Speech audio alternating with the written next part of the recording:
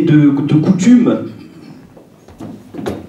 en début d'année, de faire des vœux, des souhaits. Et moi, je ne veux pas y échapper à cette tradition, hein, on peut dire ça comme ça. Donc, premier culte de l'année, premier dimanche de l'année, je viens avec des souhaits. Et je pense qu'au nom de toute l'équipe pastorale, on vous souhaite ce qu'il y a de mieux. Mais ce qu'il y a de mieux, c'est toujours en Jésus. En Jésus. Belle année 2025, mon frère. Belle année 2025, ma sœur. En Jésus. Vous savez que l'année, c'est ponctué. Merci mon frère. L'année ponctuée de bons jours comme de mauvais jours. Hein. Faut pas s'attendre à ce que 2025 soit rose. Mais il va y avoir de beaux jours, et il va y avoir des jours un peu moins bien. Mais dans tout ça, Dieu est bon, Dieu est fidèle. Et moi j'aimerais apporter des souhaits en particulier à l'église de Morsan. Je souhaite que l'église de Morsan soit une église qui vive les bénédictions de l'Éternel.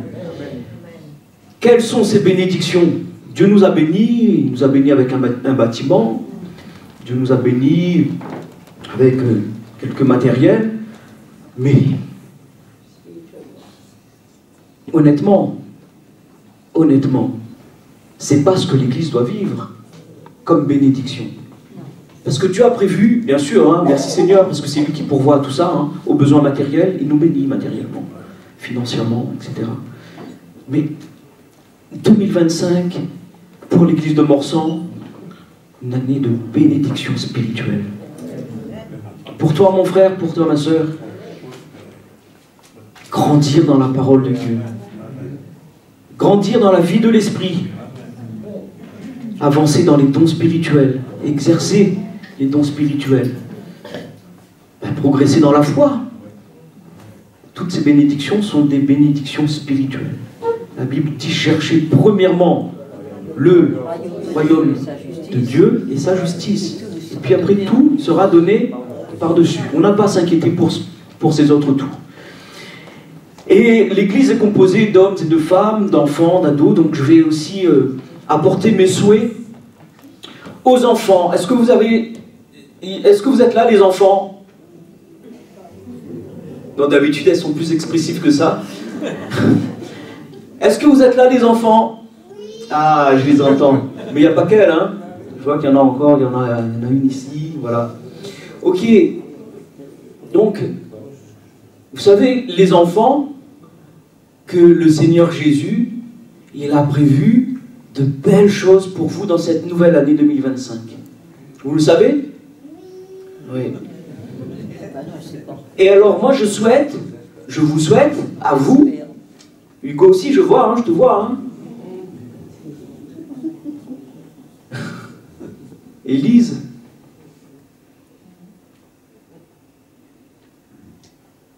je vous souhaite une belle année. Mais je prie pour que Dieu vous permette de grandir avec lui. Vous connaissez ce chant qui dit « Lis ta Bible, prie chaque jour, prie chaque jour. Prie chaque jour, lis ta Bible, prie chaque jour si tu veux grandir. » Alors on lui dit ça aux enfants, mais c'est aussi vrai pour nous les enfants de Dieu, hein, les adultes. Donc les enfants, continuez à apprendre les choses de la vie de Jésus, les choses qui concernent Dieu, et vous allez voir combien Dieu va vous bénir. Il va préparer votre chemin pour l'avenir. J'aimerais souhaiter aussi apporter mes vœux pour les ados. Parce que Dieu aussi a quelque chose pour les ados. Il n'y a pas beaucoup d'ados là.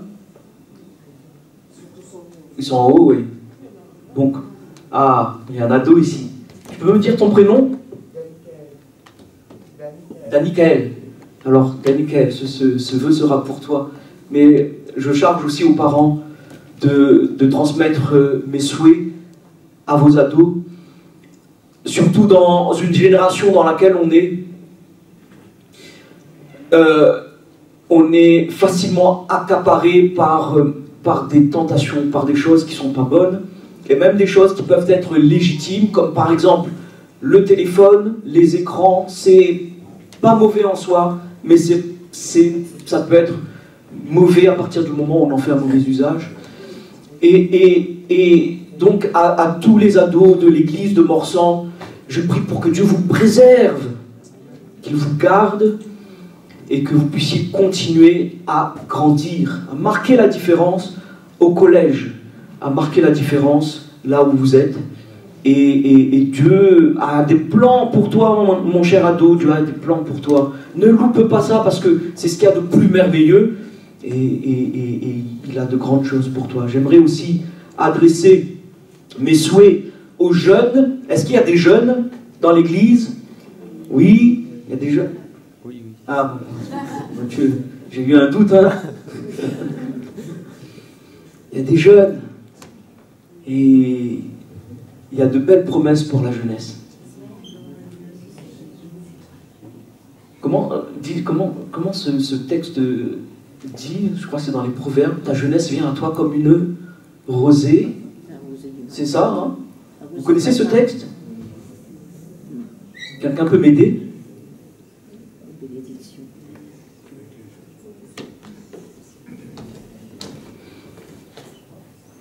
Bon, je prends un petit peu de temps, hein. J'ai des souhaits à faire, hein.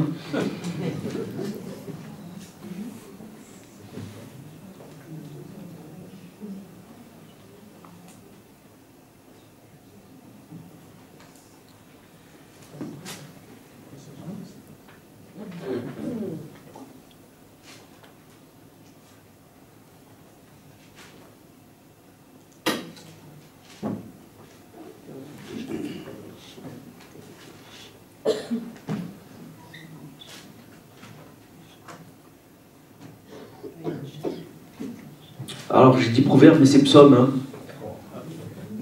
C'est le psaume 110.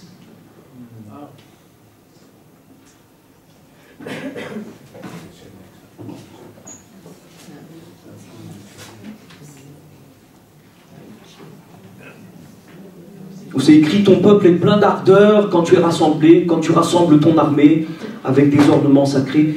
Du sein de l'aurore, ta jeunesse vient à toi comme une rosée. Que la jeunesse se lève pour le Seigneur.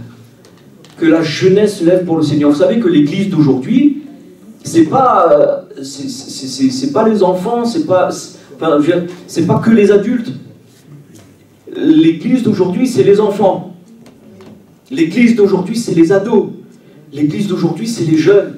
Alors, mon cher jeune, ma chère jeune, quel est ton vœu? Quelle est ta volonté? Est-ce que tu ne veux pas être un instrument utile entre les mains de celui qui est le plus important au monde? C'est-à-dire Dieu. Parce qu'il a des plans pour toi. Matthieu, il a un plan pour toi. Ne loupe pas ça. N'attends pas, mon cher jeune, n'attends pas de dire quand je serai plus vieux, je servirai le Seigneur. Non, sers le Seigneur maintenant, c'est mon souhait, que tu puisses te lever pour servir le Seigneur. Je veux continuer mes salutations et mes souhaits aux jeunes actifs ou aux actifs un peu moins jeunes. Et j'apporte aussi mes vœux de bénédiction pour les jeunes et pour les actifs, pour les adultes.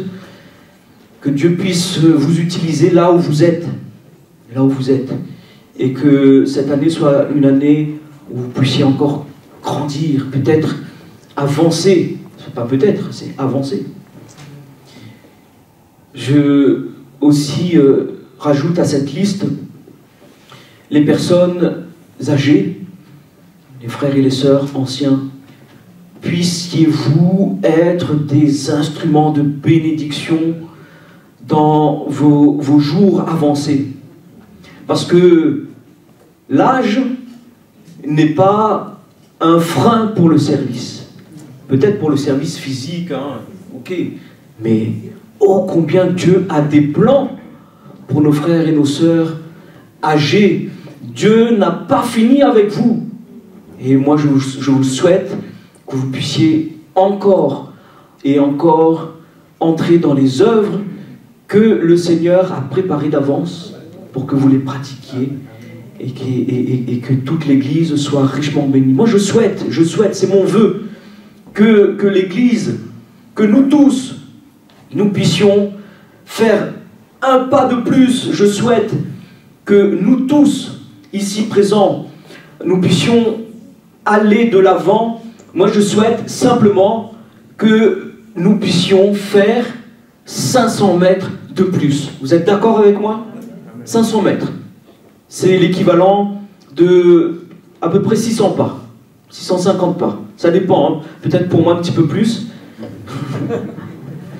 Pour Ange qui n'est pas là, lui, il fera peut-être 350, 400.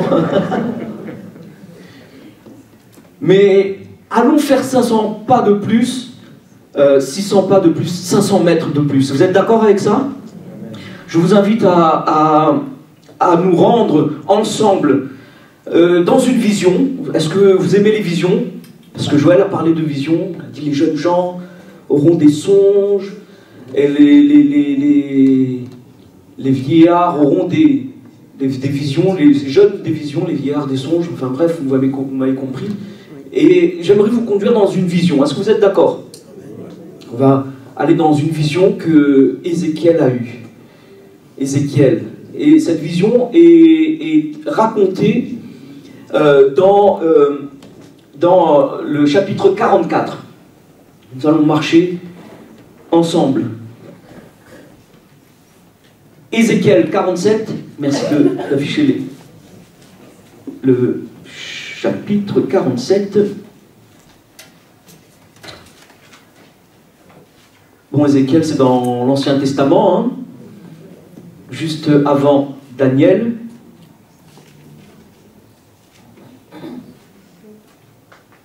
Si vous avez un doute, vous pouvez réciter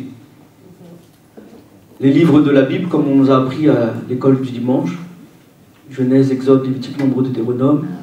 Et puis on va jusqu'à Ézéchiel. Et si vous avez trouvé, on fait la lecture. Je vais faire une lecture des 3 premiers versets, voire 4, plutôt 5, pardon, excusez-moi. Ensuite, l'homme m'a fait revenir vers la porte du temple. J'ai vu que l'eau sortait sous le seuil du temple, à l'est, à l'orient. Car la façade du temple était orientée à l'est.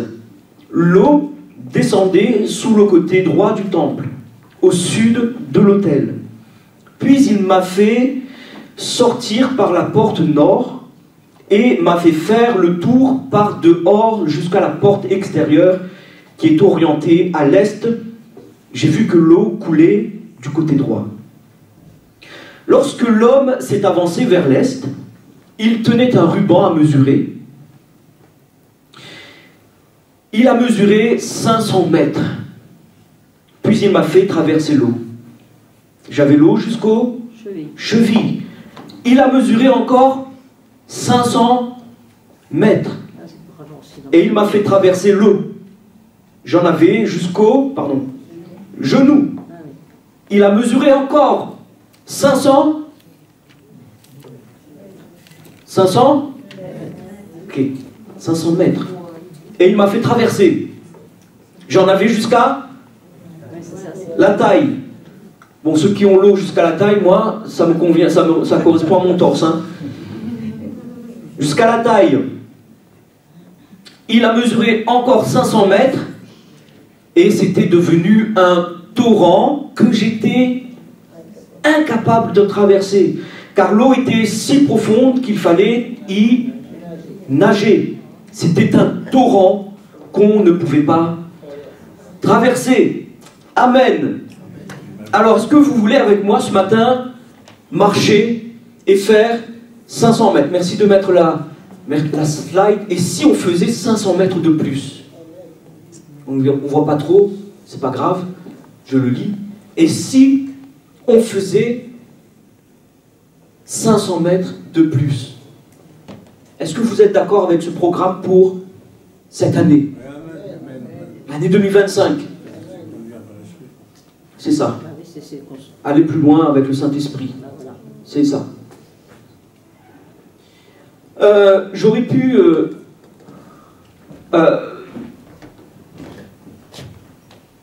J'aurais pu continuer la série sur laquelle j'ai commencé sur les armes ou l'armure spirituelle, l'armure de Dieu, avec la ceinture qu'on a vue déjà, le manteau, en tout cas la cuirasse.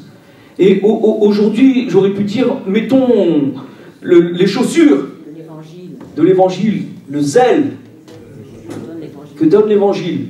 Bon, on va mettre des chaussures de sport, hein. On va aller marcher, on va mettre les baskets pour faire 500 mètres.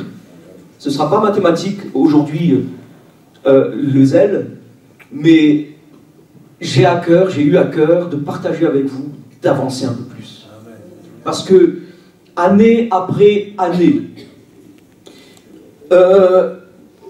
les choses se passent, la vie passe, les activités fonctionnent, ça tourne, la gestion de la famille, etc., etc. Et la vie chrétienne également. Ça tourne. Mais parfois, dans la vie, on peut stagner. Parfois, on peut reculer. À tout point de vue, hein, que ce soit d'un point de vue physique, d'un point de vue matériel ou d'un point de vue terrestre, mais d'un point de vue spirituel aussi, ça peut arriver. Et moi, ce matin, j'ai envie de nous inviter, j'ai envie de nous tirer pour aller faire 500 mètres de plus. Amen. On est d'accord? Parce que en marchant 500 mètres de plus, les choses changent, comme on a vu dans ce texte. Quelques généralités, pour commencer, avec des éléments contextuels. Ézéchiel, ici, il a une vision du temple, d'accord? Et la vision qu'il a, c'est pas la vision du temple de Salomon. À l'époque où Ézéchiel reçoit cette vision, le premier temple, c'est-à-dire le temple que Salomon a construit, vous pouvez retrouver ça dans 1 Roi chapitre 6, entre autres. Eh bien, ce temple-là est détruit au moment de la vision d'Ézéchiel. Parce que le temple a été détruit en 587 avant Jésus-Christ. Et Ézéchiel, qui est déporté à Babylone, il fait partie des premiers déportés. En fait, vous savez que l'armée assyrienne, c'est-à-dire les Babyloniens, sont venus assiéger Jérusalem et Israël, et ils n'avaient pas encore détruit le temple là. Mais lorsque l'ennemi vient pour assiéger Israël, il va prendre parmi l'élite du peuple des hommes et des femmes et les amener à Babylone. On connaît l'histoire de Daniel, par exemple. Et Ézéchiel fait partie de ces hommes-là. Il est exilé parmi les premiers. Ézéchiel était un homme qui était voué à la sacrificature. Il devait être prêtre. Mais il ne peut pas exercer son ministère de sacrificateur, tout simplement parce qu'il est exilé. Ensuite, durant son temps d'exil, Dieu va l'utiliser autrement. Dieu l'utilise comme prophète. Et alors qu'il devait être sacrificateur, il reçoit des prophéties, des révélations de Dieu, parce que Dieu devait parler au peuple, ceux qui étaient en exil. Et il utilise Ézéchiel pour dire ce qui va se passer en Israël, ce qui se passe au moment même en Israël. Et voilà qu'Ézéchiel est contraint, entre guillemets, en tout cas, il est appelé à prophétiser, à parler sur Israël, sur Jérusalem. à l'époque où Ézéchiel reçoit cette vision du temple, de ce temple-là, enfin, c'est un schéma, hein, mais de ce temple-là, il ne s'agit pas du premier temple, parce que Ézéchiel, de loin, à Babylone, va assister à la destruction du temple de Salomon, le premier temple. Quand le temple est détruit, il est déjà en déportation. Mais il assiste de loin à cette destruction du temple, parce qu'il est en Babylone, mais quelque part, il va y assister de près, parce que Dieu va lui donner la révélation qu'au moment où, là où il est, à Babylone, en ce moment même, en Israël, le temple est en train d'être détruit. Et Dieu lui révèle ça. Et voilà pourquoi il peut ensuite partager ces prophéties à la population qui est exilée avec lui. Ça, c'est quelques éléments de contexte. Ce n'est pas mon message, mais il nous faut comprendre.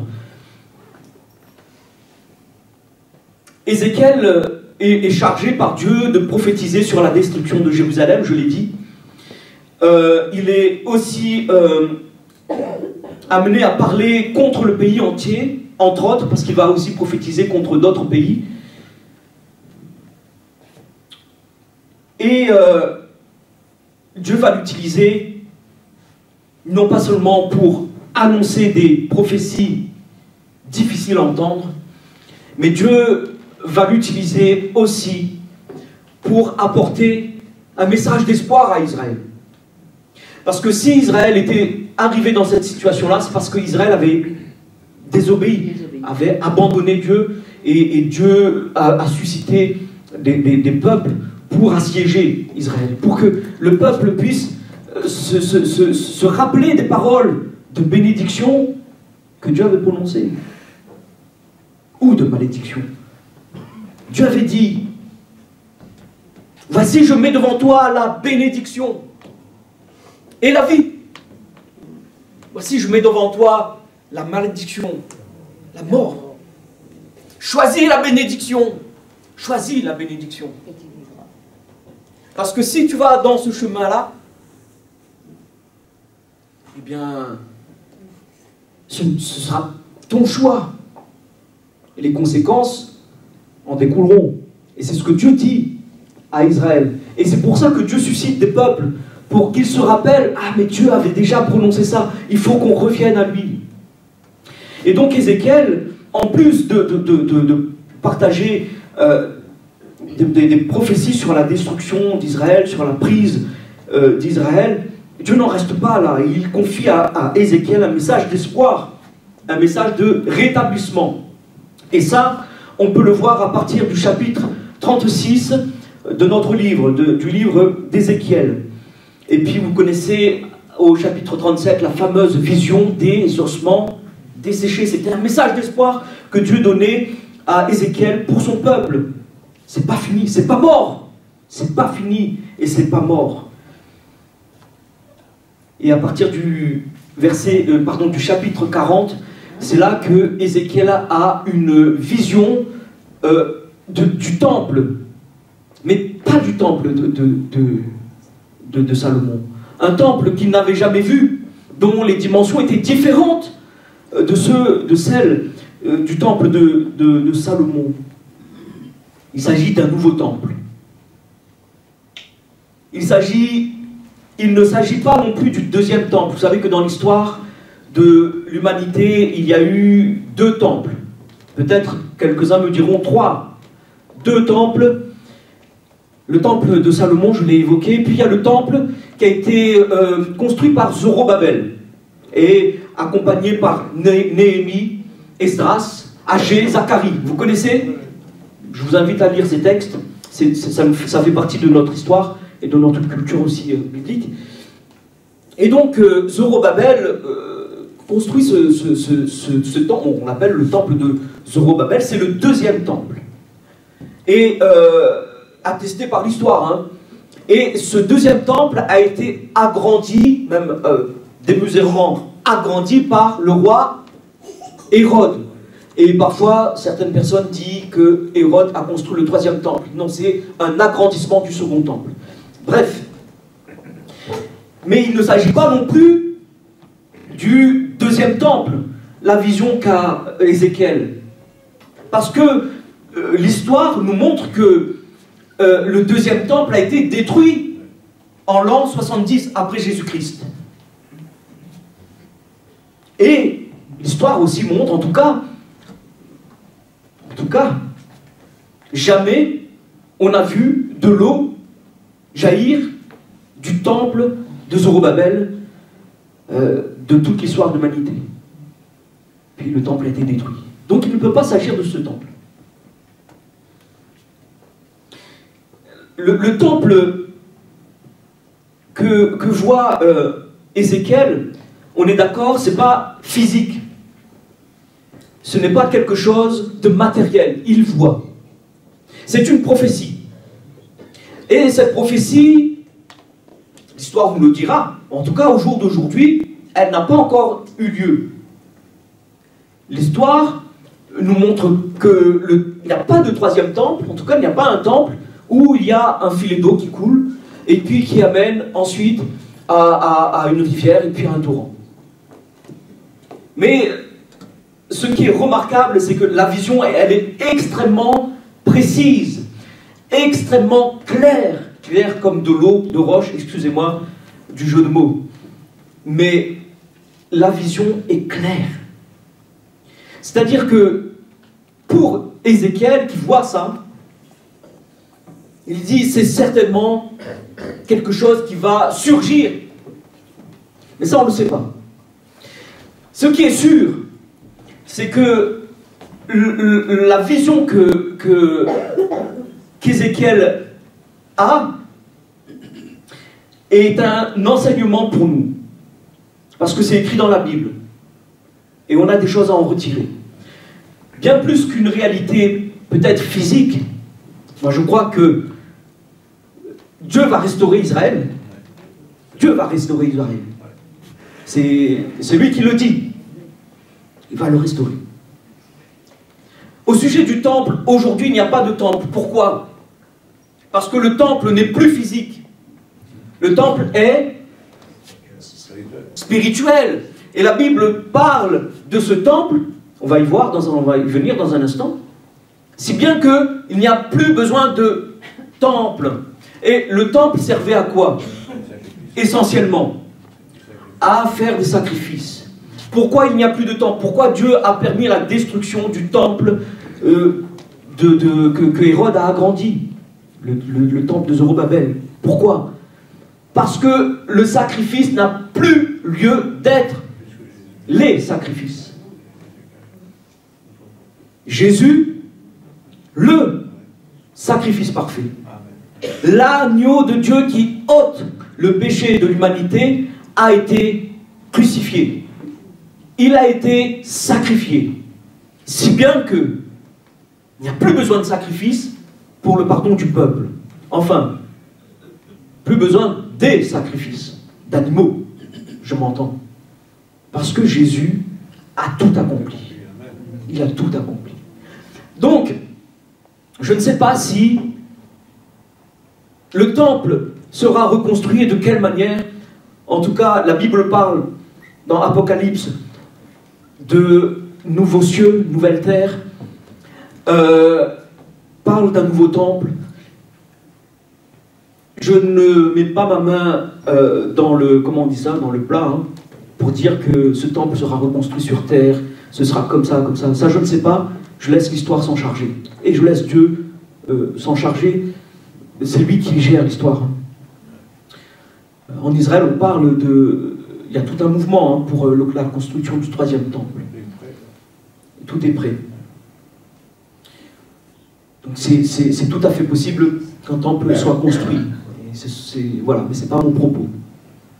Là où je veux en venir, c'est que la vision du nouveau temple qu'Ézéchiel a, c'est plus qu'un temple humain, un temple fait de main d'homme. Lorsque Zorobabel avait fini de faire ce second temple, les gens croyaient que la gloire de Dieu allait être manifeste dans ce temple. Or, à la fin de la construction de ce temple, tous disaient, mais la gloire de Dieu est beaucoup moindre. Donc, c'est pas ce temple-là qu'on attend. Pourtant, ils y ont fait des sacrifices. Mais ils étaient d'accord pour dire que la gloire était moins manifeste que dans le premier temple.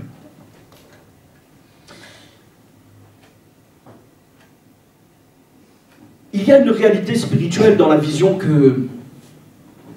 qu'Ézéchiel a. Bien plus qu'une réalité matérielle. C'est une réalité spirituelle. Et le temple, d'où jaillit cette eau, là on voit un filet d'eau. Ce temple-là, la Bible en parle. Il s'agit d'une personne. Et il s'appelle, on peut le dire en chœur, hein, il s'appelle Jésus. Jésus. Merci ma soeur Evelyne. Il s'appelle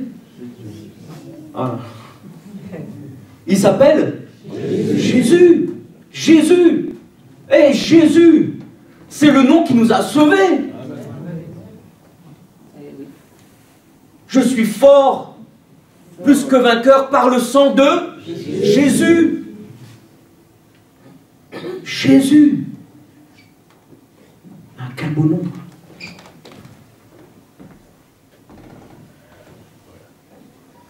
Vous savez ce que Jean dit? Jean, il connaît bien Jésus. Vous savez pourquoi?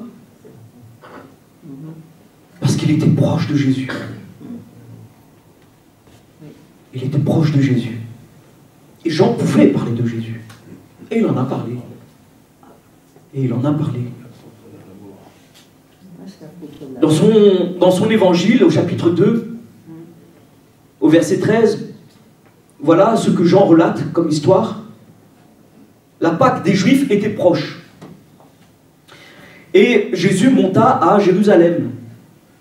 Il trouva dans le temple les vendeurs de bœufs, de brebis, de pigeons et les changeurs de monnaie qui étaient assis.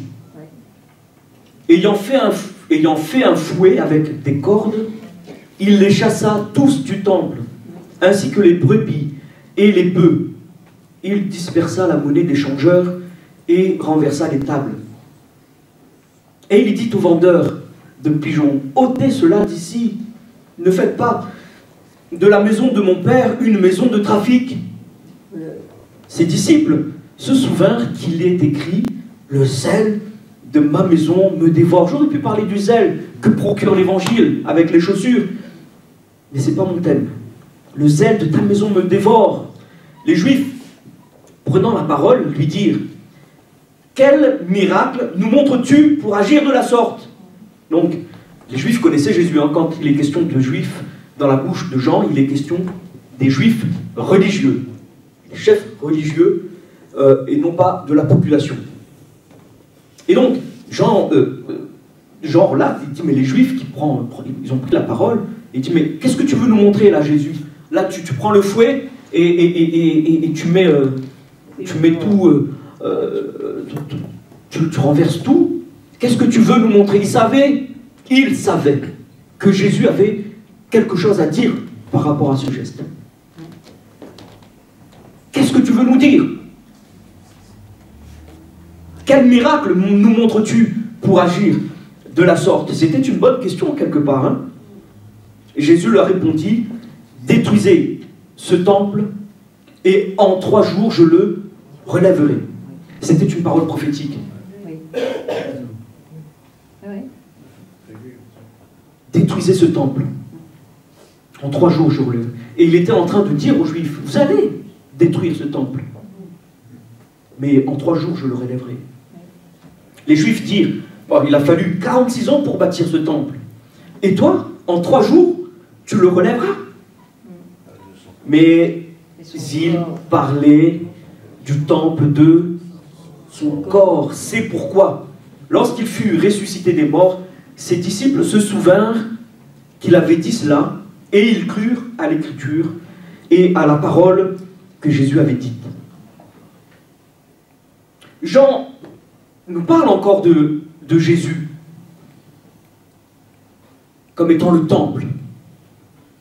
Un peu plus loin dans son évangile, au chapitre 7, le verset 37 et 39 à 38, 37 à 39, il nous est dit ceci: le dernier jour, le jour de la fête, de la grande fête, Jésus, se tenant debout, s'écria: si quelqu'un a soif, qu'il vienne à moi et qu'il boive. Pourquoi? Parce que celui qui croit en moi, des fleuves d'eau vive couleront de son sein, comme dit l'Écriture. Et il dit cela de l'Esprit que devaient recevoir ceux qui croiraient en lui. Car l'Esprit n'était pas encore, parce que Jésus n'avait pas encore été glorifié. Jésus, le temple, qui a été détruit à la croix.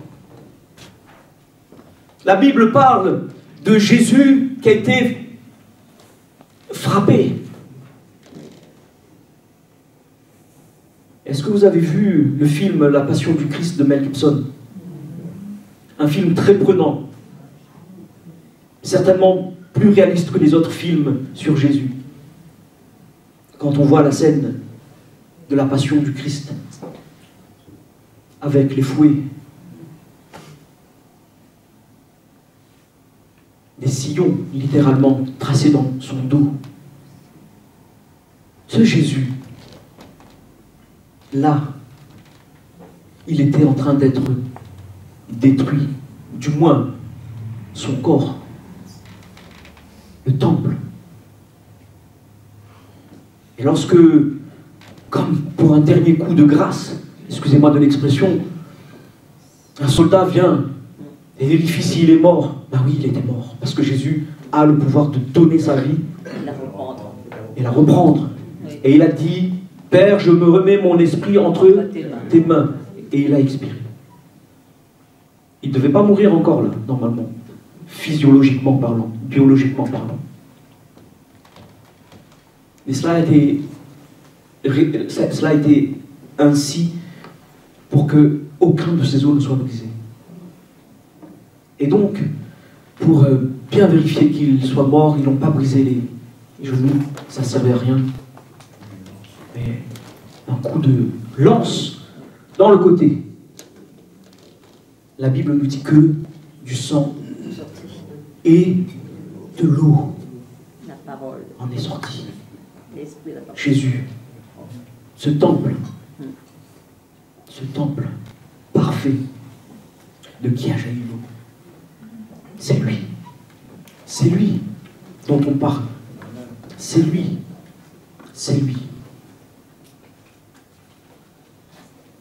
Mais tout ça pour dire quoi? Tout ça pour dire quoi? Je veux nous ramener à mon souhait de faire 500 mètres de plus. On va y venir. Jésus dit: celui qui croit en moi, des fleuves d'eau vive couleront de son sein. Donc il nous parle à nous qui avons cru. Et il dit cela, cela de l'Esprit, que devaient recevoir ceux qui croiraient en lui. Alors, mon frère, ma sœur, on est de ceux-là, nous? Oui. Amen. On est de ceux qui croient en Jésus. Alors, qu'est-ce que Jésus dit de nous? Que de nous aussi, des fleuves d'eau vive jailliront. Pourquoi?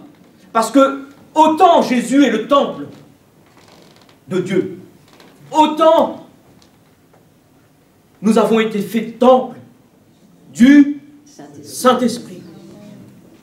Autant nous avons été faits temple du Saint-Esprit. C'est pas moi qui le dis, mais je le crois, parce que c'est la Bible qui le dit.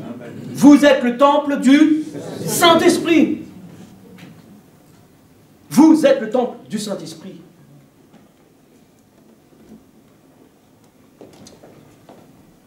Ça veut dire que nous sommes la maison de Dieu.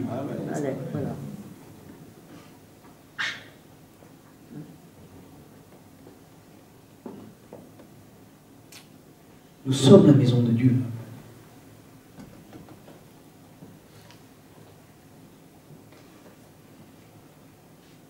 Moi, je souhaite que cette année 2025 soit l'occasion pour nous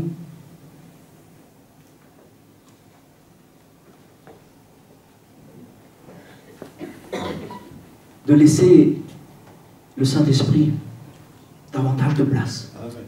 Amen. La vie de l'Esprit, davantage de place. Davantage de place. C'est un programme. C'est pas un programme pour une année. Hein. En réalité, c'est le programme que nous avons accepté depuis que nous avons reçu Jésus dans notre cœur. Ce programme continue. Mais ce matin, c'est un rappel pour nous. Parce qu'on peut régresser, on peut se décourager, on peut stagner. Mais si nous sommes tout le temps conscients que nous sommes l'habitation de Dieu, Dieu ne veut pas habiter dans des maisons de pierre, de toile. Il veut habiter en nous par son esprit. Par son esprit. Donc nous avons quelque chose à faire avec le Saint-Esprit. Faire 500 mètres de plus. Est-ce qu'on peut revenir sur ce qu'on a lu?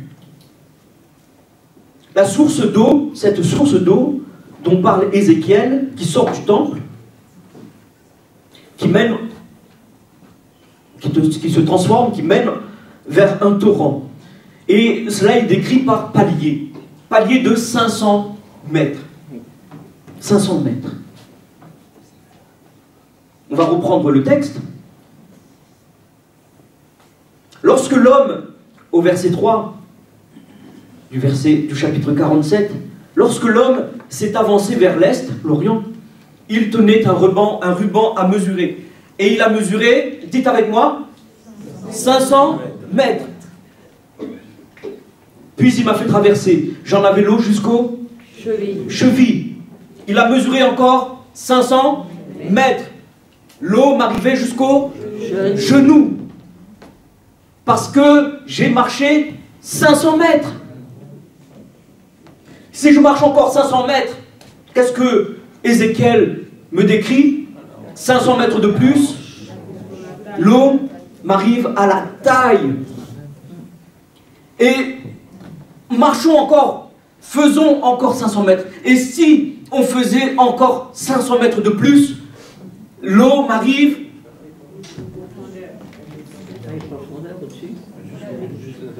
je suis submergé. Submergé.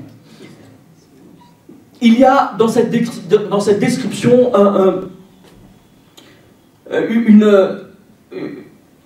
comment dire ça, une escalade. Et vous savez que la marche chrétienne n'est jamais de A pour arriver à Z tout de suite. C'est pas possible. Paul parle des bébés spirituels. Parce qu'il faut qu'on passe par là.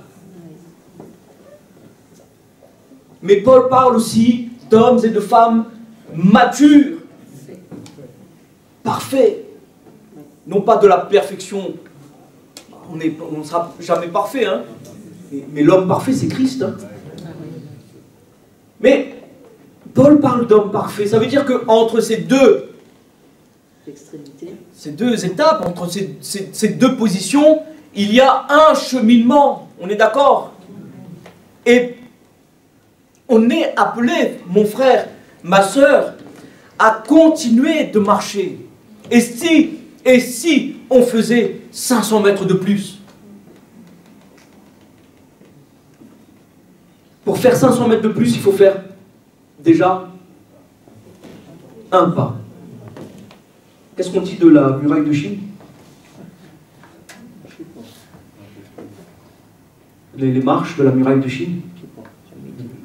Pour y arriver, il faut faire un pas. Il faut déjà faire un pas. C'est dur, c'est long. Pour commencer, il faut faire un pas. J'aimerais vous amener avec moi plusieurs plusieurs années, voire plusieurs centaines d'années après, dans Actes, chapitre 1er. Ce texte, j'ai eu l'occasion de l'aborder un mardi soir. Et j'aimerais qu'on s'y attarde un petit peu maintenant. Actes, chapitre 1, le verset 1er. Si vous ne l'avez pas trouvé, c'est pas grave, je fais la lecture. Cher Théophile, écrit Luc, le médecin, dans mon premier livre, donc l'évangile de Luc, j'ai exposé tout ce que Jésus a commencé de faire et d'enseigner, jusqu'au jour où il fut enlevé au ciel, après avoir donné, par le Saint-Esprit, ses instructions à ceux qu'il s'était choisis comme apôtres. Après sa mort, après la mort de Jésus, il se présenta à eux, donc aux disciples, vivant, et leur donna des preuves nombreuses de sa résurrection. Il leur apparut pendant 40 jours et leur parla du royaume de Dieu. Or, un jour qu'il prenait un repas avec eux, il leur recommanda de ne pas quitter Jérusalem, mais d'y attendre ce que son Père leur accorde, le don qu'il leur avait promis. Jésus avait fait cette promesse, et ça vous pouvez les retrouver dans les évangiles.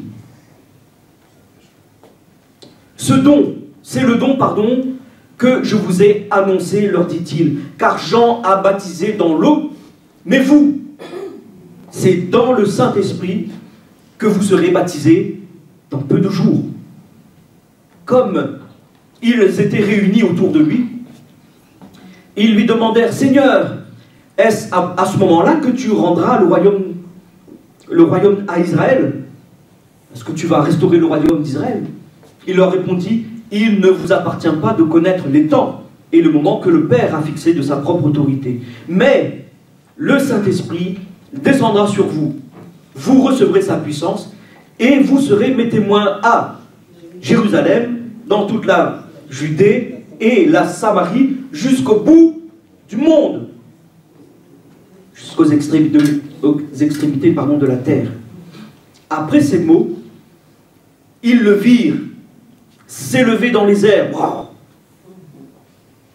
Et un nuage le cacha à leur vue. Dans la version 8 secondes, le déroba. Je suis dans la version Bible du Semeur.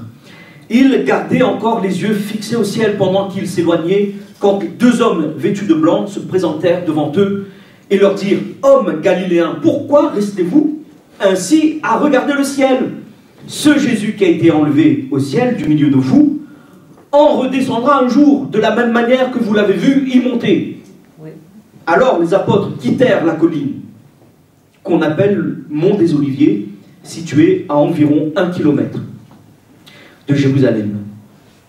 Et ils rentrèrent dans la ville de Jérusalem. Dès leur arrivée, ils montèrent à l'étage supérieur de la maison où ils se tenaient d'habitude. C'était Pierre, Jean, Jacques et André, Philippe, Thomas, Barthélemy et Matthieu, Jacques, fils d'Alphée, Simon le Zélote ou le Zélé, et Jude, fils de Jacques. Eux tous, d'un commun accord, se retrouvaient souvent pour prier avec quelques femmes, avec Marie, la mère de Jésus, et avec les frères de Jésus. Amen. Les disciples, ils vivent quelque chose d'affreux. Jésus, leur maître, venait de mourir. Qu'est-ce qu'on va faire? Il y en a, ils sont retournés à leur métier. Il y en a, ils se sont éloignés de Jérusalem pour aller vers Emmaüs. Il y en a d'autres qui étaient dans le désespoir. Il y en a d'autres qui cherchaient le corps de Jésus. Ils étaient perdus. Parce que tout ce qu'ils avaient entendu de Jésus, là, venait de... Ils ne comprenaient pas. Ils ne comprenaient pas. Puis, la Bible dit de ce Jésus qu'il est ressuscité et qu'il a montré des preuves de sa résurrection à ses disciples. Alors, l'espoir renaît. Il n'est pas là avec nous ce matin. René, il est à Vie Nouvelle. L'espoir renaît. Il revient.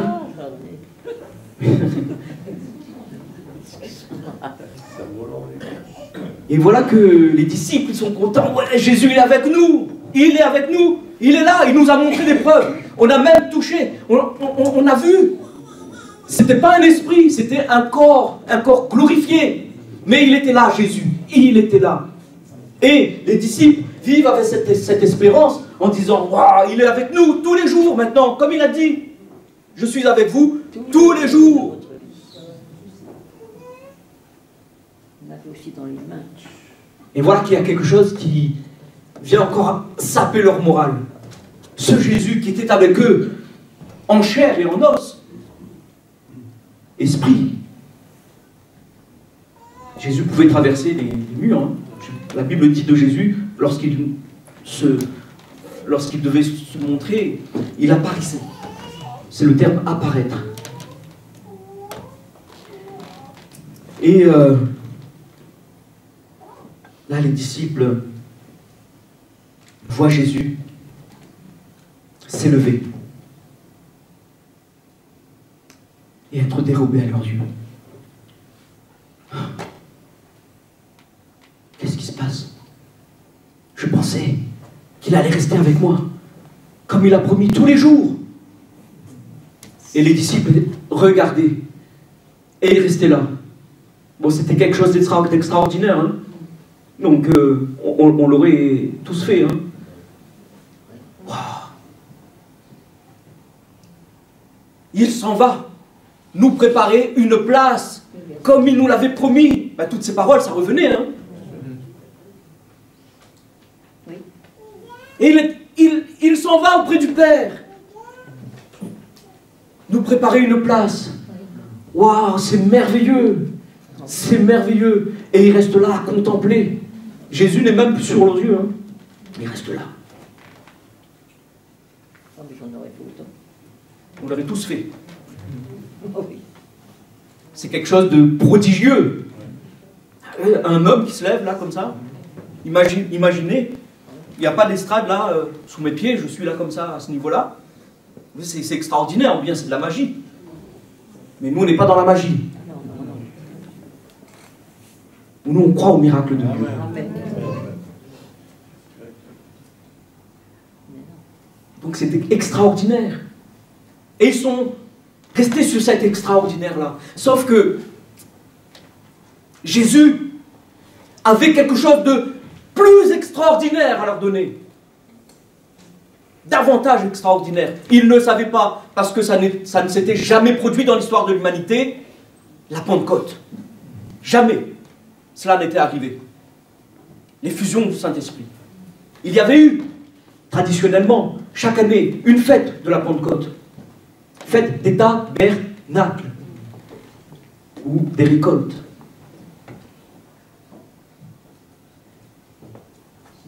Donc ils pensaient qu'ils allaient vivre une nouvelle Pentecôte, comme d'habitude. Mais là, ils restent là, figés. Et Dieu dépêche 2 hommes vêtus de blanc, 2 anges, pour leur dire, oh, oh, oh, avancez, marche, fais un pas, fais un pas. Parce que si tu restes là, tu vas rester sur quelque chose d'extraordinaire, certes, mais tu vas manquer quelque chose d'encore plus extraordinaire. Et les disciples se ravisent. Ils disent oui, ok, on va aller. Qu'est-ce qu'on va faire? On va faire ce qu'on fait d'habitude. On va aller à Jérusalem. On va faire 2 fois 500 mètres, on va faire 1000 mètres. On va marcher jusqu'à Jérusalem et on va faire comme on fait d'habitude. On va se retrouver dans la chambre haute et on va prier. Et on va prier. cette démarche, ce pas, leur a permis de vivre une autre expérience.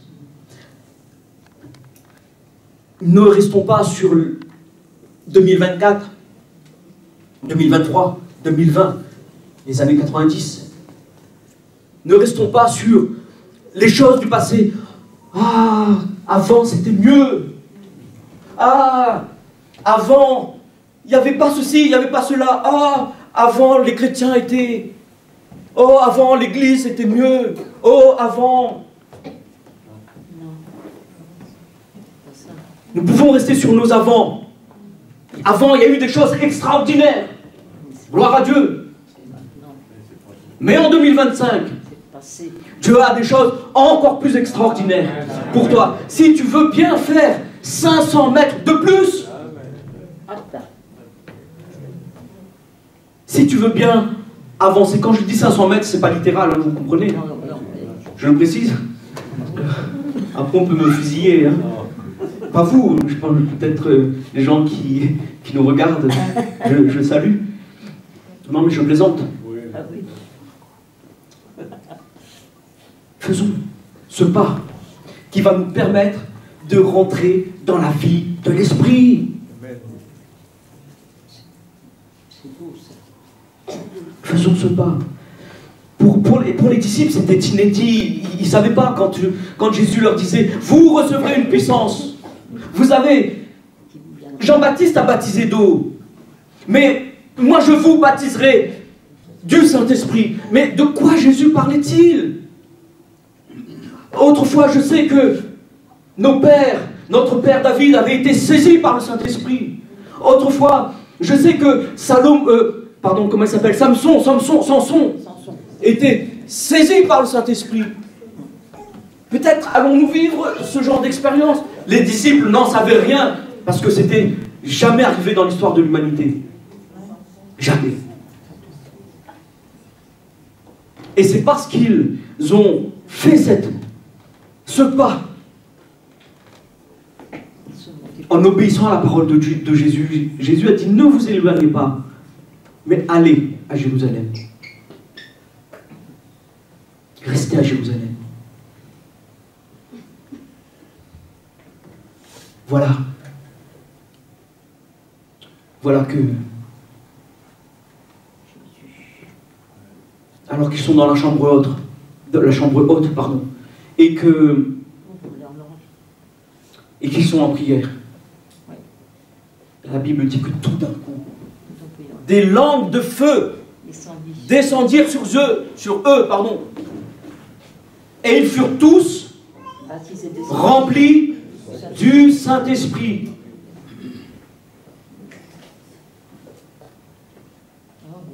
Le don du Saint-Esprit.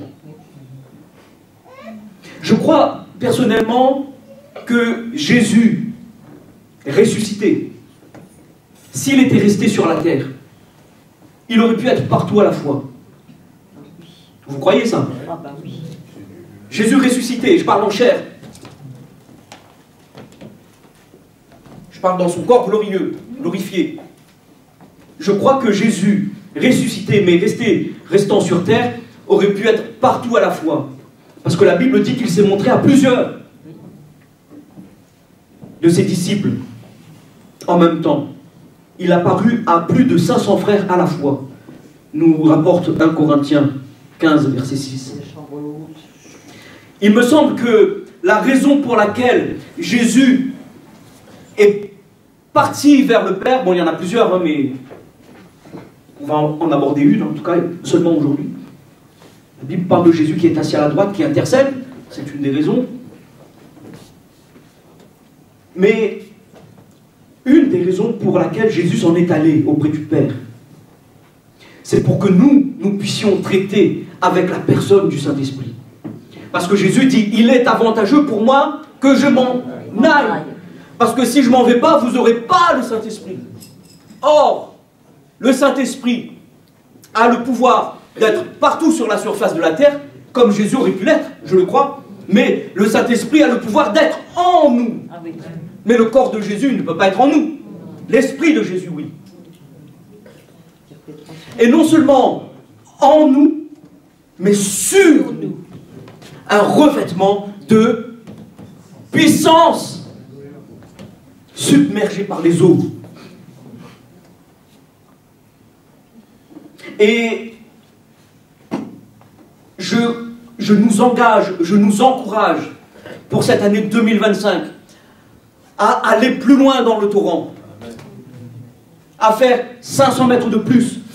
Mon frère, ma soeur, je nous encourage à traiter avec le Saint-Esprit.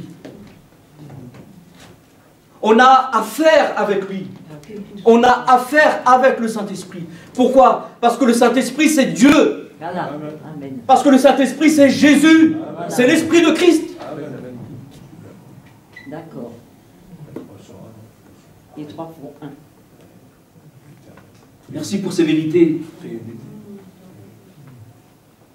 Un Dieu unique, révélé en 3 personnes. Dieu notre Père. Jésus a dit, quand vous priez, dites notre Père. Puis Jésus a dit, priez en mon nom.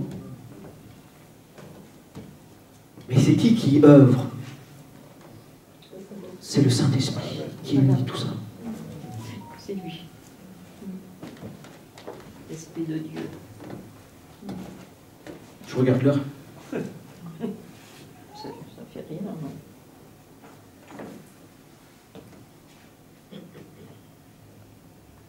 Voilà pourquoi Jésus a été enlevé. C'est pour que nous, pour que toi, tu puisses traiter avec le Saint-Esprit. Où est-ce que tu en es avec le Saint-Esprit? Parce que j'ai entendu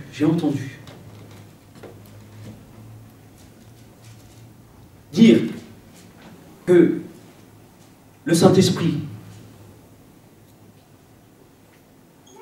ou le baptême du Saint-Esprit n'est pas si important que ça. Avec ça. J'ai entendu. Je ne suis pas ici. Hein. C'est important. Accepter Jésus, C'est l'Esprit de Dieu. s'engager avec Jésus pour être sauvé, c'est très important, c'est l'engagement le plus important Amen. Amen. qu'un homme, une femme puisse faire sur la terre. Et il y a un autre baptême qui doit suivre ce baptême d'eau, c'est le baptême du Saint-Esprit. Amen, c'est ça. Et ça, c'est pas optionnel. Il y en a qui disent, c'est optionnel, ça ne m'engage pas au niveau de mon salut. Certes, mais alors qu'est-ce que tu loupes des choses? Oui, qu'est-ce qu'on... Oui. Quand on dit ça, on est en train de rétrograder le Saint-Esprit à une notion, à une philosophie, à une pensée. Or, le Saint-Esprit est une personne avec qui on doit traiter. Comme ce matin, tu t'es levé pour aller saluer ton frère et ta sœur au moment de ce chant, la bénédiction. Tu peux parler, tu peux traiter avec la personne du Saint-Esprit. Parce que le Saint-Esprit, c'est Dieu. Oui. Dieu, l'Esprit. Dieu. Et quand on minimise l'œuvre, l'action, la puissance et la personne du Saint-Esprit, c'est Dieu Eh oui. qu'on affecte. Eh oui. C'est HM. Parce que Jésus a dit, il est avantageux que je m'en aille. Si le Saint-Esprit n'était pas important, autrement dit, si la Pentecôte, là je parle, parce que quand on a Jésus en nous, on a l'Esprit de Christ en nous, la Bible le dit. Mais au-delà d'avoir l'Esprit de Dieu en nous, la Bible nous invite d'être revêtus de la puissance du Saint-Esprit. Et ça s'appelle le baptême du Saint-Esprit. Et si tu ne passes pas par là, tu loupes des choses. Tu loupes des choses. Ton salut est peut-être assuré. Et encore. Mais ton salut est assuré parce que le baptême du Saint-Esprit ne nous introduit pas dans le ciel auprès de Dieu. C'est le sang de Jésus qui nous purifie de tout péché. Le péché qui nous a séparés maintenant est ôté, qui nous a séparés de Dieu, est ôté. Et maintenant, Jésus a ouvert un chemin. Le voile est déchiré. On parle du temple. Le voile a été déchiré dans le lieu saint, le saint des saints. Si bien que on peut s'approcher de Dieu. Il n'y a pas de problème. Il nous a pardonné. On est sauvés. Mais Dieu a des choses extraordinaires pour que tu vives, préparées pour toi, pour que tu les vives. Les disciples, voyant Jésus partir, auraient pu rester à là. Mais, j'extrapole, ils se sont peut-être pas dit ça, mais c'est moi qui le dis. Ils se sont dit, on va faire 500 mètres de plus.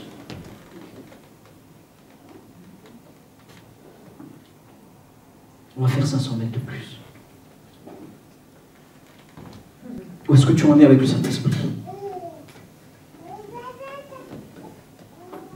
Dieu est un Dieu d'ordre et de bienséance. Il a créé les choses avec des hiérarchies. Il a créé des choses aussi de manière à ce que les choses soient progressives. Un enfant qui naît n'est pas tout de suite adulte. Le soleil qui descend, qui se couche, on dit que le soleil tombe.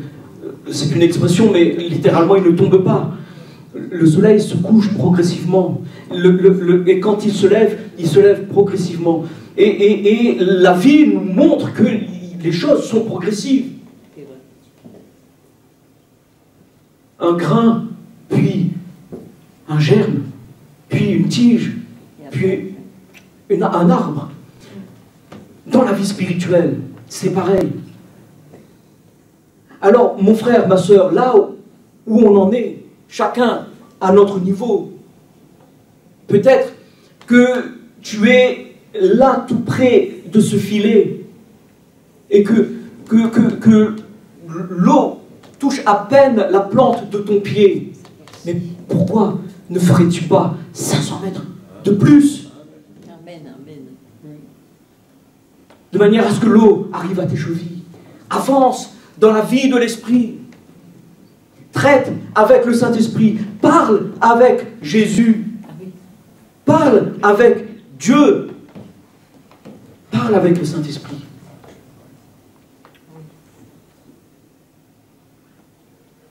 Pour toi qui a peut-être un petit peu plus avancé, tu as de l'eau déjà aux chevilles, mais pourquoi tu ne ferais pas 500 mètres de plus pour avoir l'eau là?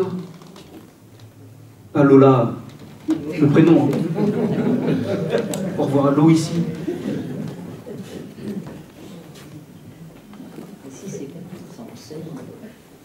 Pourquoi ne pas faire 500 mètres de plus? Pourquoi ne pas faire 500 mètres de plus? Et si on faisait 500 mètres de plus? Si on allait plus loin avec le Saint-Esprit, où que tu sois, mon souhait, mon vœu pour cette année 2025, c'est qu'on marche, qu'on avance. Au rythme que Dieu a prévu pour toi, parce qu'on n'a pas tous le même appel, le même ministère, ou la même marche. Non, c'est vrai, c'est vrai. Là où tu en es, et au rythme que Dieu te donne, marche. Marche 2025. Que ce soit une année de marche et non pas de recul. Non pas de recul. Non pas de recul. Non pas de recul. Traite avec le Saint-Esprit. Il y aura beaucoup de tes problèmes qui seront résolus. Marchez selon l'Esprit et vous n'accomplirez pas les œuvres de la chair. Les désirs de la chair. Les œuvres de la chair. Parfois on s'efforce. On se donne des contraintes pour ne pas pécher, pour ne pas tomber, pour ne pas se laisser avoir par la tentation, par les pensées du diable, par les mensonges du diable, par notre propre caractère, par notre propre méchanceté, par notre ego, par notre chair. C'est sûr. On essaye, oh je veux. Mais ça ne marche pas, parce que le secret, ce n'est pas mes efforts. Marchez selon l'esprit. C'est tout. Et vous n'accomplirez pas les œuvres de la chair. C'est pas, vous n'accomplirez pas les œuvres de la chair et vous serez remplis du Saint-Esprit. Le baptême du Saint-Esprit n'est pas un diplôme de bonne conduite. Et c'est bien quand même. Ah bah oui. Le baptême du Saint-Esprit, c'est pas un diplôme de bonne conduite. C'est bien, je te baptise du Saint-Esprit parce que tu as une bonne conduite. Alors on le sait que non. C'est un don. C'est une grâce qui nous aide à bien nous conduire. Amen. Et qui nous aide, qui nous fait entrer dans les plans, dans les projets que Dieu a préparés d'avance pour que nous les pratiquions. Je vais conclure là, je vais vous demander, on va se mettre debout. Et j'aimerais te donner l'occasion de répondre à cette question. Réponds à cette question pour toi, avec Dieu, pour toi. Pose-toi cette question. Seigneur, où est-ce que j'en suis avec toi? Où en suis-je avec toi, Seigneur? Jusqu'au chevet, je veux aller plus loin. Seigneur, je sais que parfois je traîne. Seigneur, je sais que parfois c'est dur. J'ai de l'eau jusqu'au genou. Je veux aller plus loin. Seigneur, j'ai de l'eau jusqu'à la taille, jusqu'à la hanche. Je veux aller plus loin. Seigneur, je veux rester submergé par ce torrent. Le torrent, cette source d'eau vive qui jaillit. Seigneur, jusque dans la vie éternelle. Je veux en être imprégné, en être recouvert, en être submergé. Quelqu'un n'a pas fait l'expérience du salut, quelqu'un n'est pas sauvé. Quelqu'un n'est pas sauvé, il n'a pas reçu Jésus. C'est la première étape, c'est le premier pas. C'est de venir à Jésus et de lui demander pardon. Je veux changer de vie, je n'y arrive pas. J'ai besoin de toi. Je me repens. C'est la première démarche pour être sauvé. Quelqu'un vivote sa vie chrétienne. Un coup, oui, un coup, non. Un coup, le pied dans l'église, un coup, le pied dans le monde. On ne juge pas. Moi, je ne peux pas juger, parce que moi, ça m'est arrivé. On ne juge pas. Qui sommes-nous pour juger? Moi, je me suis, à un moment donné, dans ma marche chrétienne, je me suis perdu. Donc je ne suis rien pour juger. Je sais que ça peut arriver. Je sais que tu veux t'en sortir, mais que tu ne peux pas t'en sortir. Parce que ce n'est pas un combat qui se fait avec sa propre chair, avec sa propre volonté. Tu as besoin du Seigneur. Reviens au Seigneur. Reviens au Père. Reviens à la maison du Père. Reviens à la maison du Père. Reviens à la maison du Père. Ne sois pas étonné des difficultés. Les difficultés, ça touche tout le monde. Mais là, je parle de difficultés par rapport à sa vie spirituelle. Et on le sait parce que moralement, on n'est pas bien. On ne se sent pas bien. Quand on a mal fait, oui.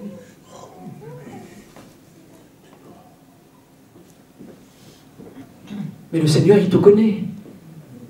Il sait la souffrance que tu as dans ton cœur. Il sait que tu veux t'en sortir, mais que tu ne peux pas t'en sortir. Il n'est pas venu avec l'épée pour te planter. L'épée, c'est pour l'ennemi. Non, il est venu te tendre sa main. Est-ce que tu veux prendre sa main? Parce que c'est lui qui va t'aider à faire 500 mètres de plus.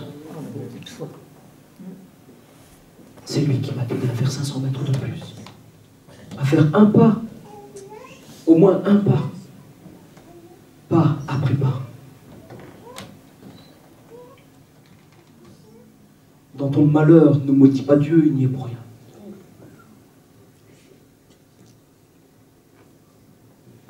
Et on subit simplement les conséquences de notre choix et de notre manière de vivre. Marchez selon l'esprit et vous n'accomplirez pas le désir de la chair. Seigneur, merci pour ta parole. Merci de la bénir. Et aide-nous, Seigneur, à aller plus loin avec toi, à aller plus loin avec le Saint-Esprit, à traiter avec lui. Aide-nous à cultiver les fruits de l'Esprit. Les fruits de l'Esprit. Ce sont les caractères, le caractère de Jésus qui nous est transmis par les dons de l'Esprit. Seigneur, aide-nous à avancer dans les dons de l'Esprit. Seigneur, aide-nous à manifester les dons spirituels, les dons de l'Esprit. Fais-nous grâce. Fais-nous grâce pour aller plus loin avec toi. Fais grâce à l'église de Morsan pour aller plus loin avec toi. Amen.